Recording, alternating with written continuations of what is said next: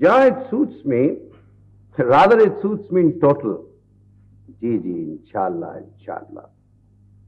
हाँ, लिखवाइए। One moment please. Mister Grewal, मैंने आपसे कितनी मर्तबे कहा है मेरे कमरे में जब भी आए नोटबुक साथ लेके आया करिए। I am sorry sir. You are sorry sir. जी, PK 306 11 बजे आएगी। जहां फिक्र ना करें, मेरा आदमी वहां मौजूद होगा। नहीं, rest sure, you will get each and every possible information. हाँ साहब, anything. अरे नहीं साहब, बिजनेस में तकल्लुफ कैसा?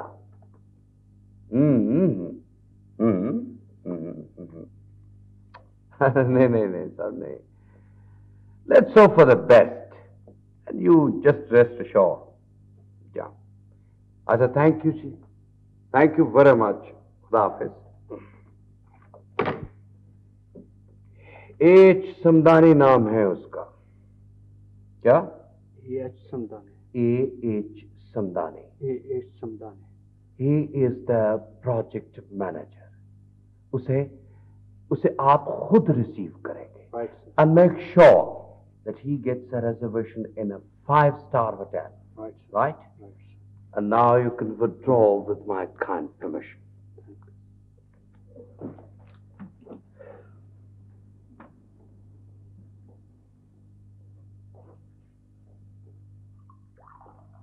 Dad? Dad, सुल्तान अरेस्ट हो गया Dad. Oh no.